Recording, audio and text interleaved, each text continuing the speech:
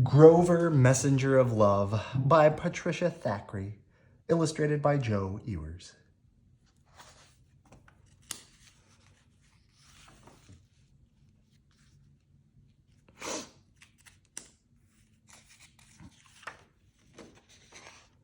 One day, Grover was skipping along, strumming his lute, when he heard the sound of someone crying.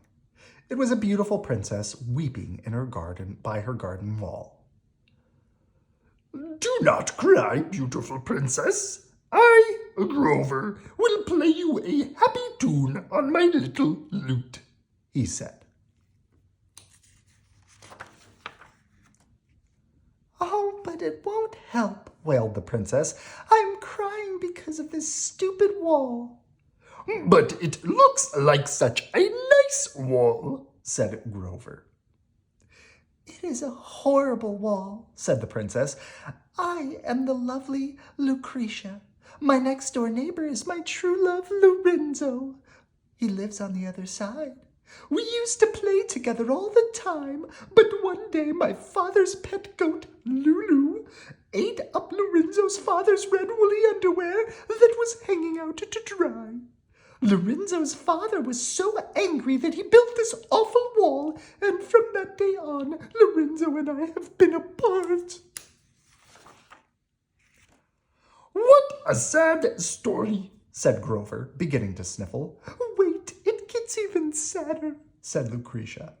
"I wrote this love letter for Lorenzo and sprinkled it with my best perfume, but he will never read it." "Why not?" asked Grover. "You mean he cannot read yet?" "Oh, he can read," said Lucretia, "but I can't get the letter to him because of this stupid wall." "Say no more, fair princess," said Grover. He took the letter from Lucretia. "I, Grover, will be your messenger of love." Grover took off his hat and bowed very low. Just then, Lulu, the goat, charged up behind him and butted him over the wall. "Airmail, special delivery love letter," yelled Grover. Grover landed smack on top of handsome Lorenzo. "Oh, where did you come from?" cried Lorenzo. "From the other side of your father's wall. I have a love letter from the fair Lucretia," said Grover. Lorenzo read the letter, and he almost fainted from happiness and too much perfume. "Good fellow, please take this to the lovely Lucretia," said Lorenzo, handing Grover an enormous chest full of precious jewels. "This is very heavy," gasped Grover. He sat down on one end of Lorenzo's silver seesaw. "How will I get it over the wall?" The handsome Lorenzo, who was also quite smart, had an idea.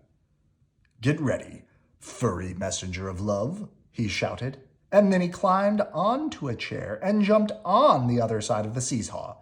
"Here I go again," cried Grover as he flew over the wall. "Oh, messenger of love," said Lucretia, "do you bring me a message from Lorenzo?" "I do have a little something for you," croaked Grover. "Wow, jewels!" exclaimed fair Lucretia. "Just what I needed." Then she reached behind a rosebush and pulled out a life-size portrait of herself. "You must take this to my love," she said. "I am going over the wall again," said Grover. "Being a messenger of love is a lot of hard work." He sat down in Lucretia's velvet swing. "Please excuse me for a minute while I take a little nap." "This is no time for a rest," said Lucretia. She gave the swing a big push, and Grover flew over the wall once more. Grover's head crashed through the portrait as he landed at Lorenzo's feet. "It is I, Grover, in a beautiful portrait of your love," he said, smiling bravely up at Lorenzo. Lorenzo handed Grover a big silver tray piled high with steaming tarts.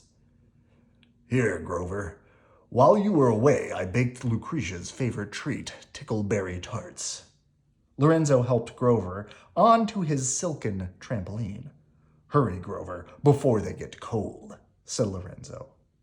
1, 2, 3, sang Grover. Here comes your tired, furry messenger of love. Grover flew over the wall again and landed with a splash in Lucretia's goldfish pond. The tarts, cried Grover. I must save them. He balanced the tray on his cute little tummy and backstroked to shore. Oh, joy! My favorite treat, tickleberry tarts, said Lucretia. Grover, you must take another gift to Lorenzo for me. I have just the thing. I am so cold and so tired, sighed Grover, but I, Grover, messenger of love, cannot disappoint such adorable lovers. Lucretia held up a suit of armor. Lorenzo will look so romantic in this, she sighed. Maybe you could just, blow him a kiss instead, asked Grover hopefully. Don't be silly, Grover, said Lucretia, stuffing him into the armor. Oh, but it is so heavy, panted Grover. How am I supposed to get it over the wall? Love will find a way, said Lucretia sweetly. Come along now.